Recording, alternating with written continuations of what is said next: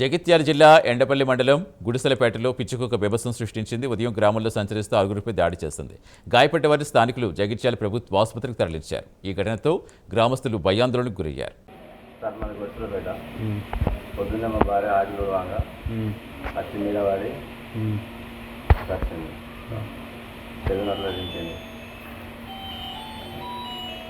ఆరుగురు కలిసింది సార్. ఆరుగురు కలిసి ఉదయం వాళ్ళు కట్టుకుంటూ పోయింది. కట్టుకుంటూ పోయి ఆరుగురు కలిసి నాకు మీ ఆంబులెన్స్ హాస్పిటల్ వచ్చేసి